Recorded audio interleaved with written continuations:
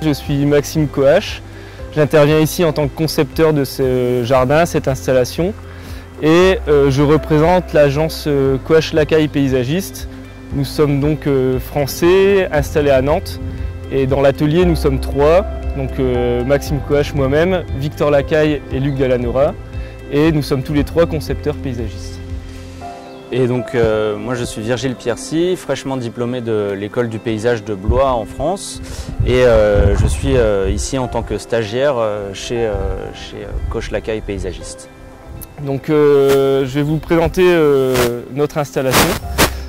Donc le nom de ce jardin c'est Carbone, et par cette installation on a voulu expliquer un peu au public le cycle de vie d'un arbre. Puisque pour nous, en tant que concepteurs, quand on a réfléchi à une installation au Canada, ça nous a évoqué la forêt et on avait envie de travailler sur cet élément arbre et surtout quel est le lien entre l'arbre et nous en tant qu'êtres humains. Et puisqu'aujourd'hui en fait beaucoup d'éléments construits sont faits à partir de bois, on voulait rappeler que la base de ce bois c'est la nature, la forêt. Et par cette installation en fait on raconte à la fois le cycle de vie d'un arbre, mais aussi, par conséquent, le cycle du carbone, puisque l'arbre, c'est un des éléments dans la nature qui stocke le plus de carbone. Et en fait, l'installation, elle se déroule de la sorte, c'est-à-dire qu'aujourd'hui, on a mis en scène un arbre mort, couché, qui aurait été, par exemple, déraciné par une tempête. Et donc, depuis la base de l'arbre jusqu'à sa tête, on raconte l'histoire du cycle d'un arbre, avec au pied les jeunes plants, puis une décomposition lente de cet arbre. Et en fait, le fait de l'avoir brûlé, c'est un début de dégradation de cette matière. Donc pour nous, il reste vivant. Et dans une situation dramatique qui pourrait être un incendie ou une tempête, il faut voir cet arbre comme en fait un apport de matière organique pour les futures générations qu'on peut trouver autour, qu'on a symbolisé par tous ces petits plants qui vont venir pousser, qui en fait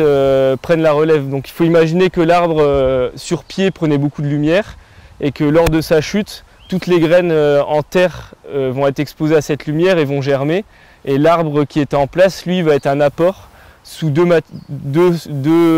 apports différents finalement. Donc le fait de le brûler, c'est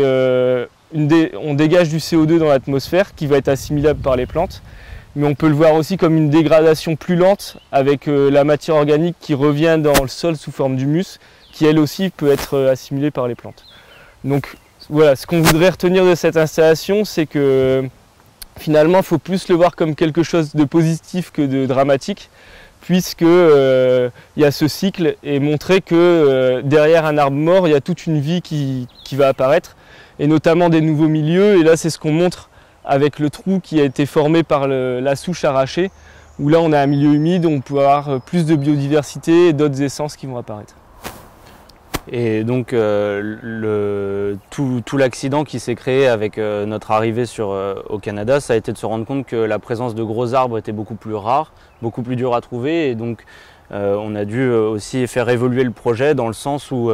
en se confrontant à ce manque d'un gros arbre, d'un gros objet, on est venu finalement retravailler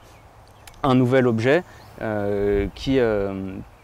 nous a permis de nous confronter à cette situation et donc de dessiner in situ une sorte de nouveau projet en gardant la même idée de fond, le même concept, et donc de faire face à ce manque. Ça nous a permis d'aller nous inspirer dans les forêts du Canada et de Québec pour voir ce qui poussait sur les souches, comment est-ce que les arbres tombés se disposaient, quelles graines, quelles essences repoussaient à la chute, et c'est donc de cet accident que naît finalement le projet que l'on a sous les yeux aujourd'hui.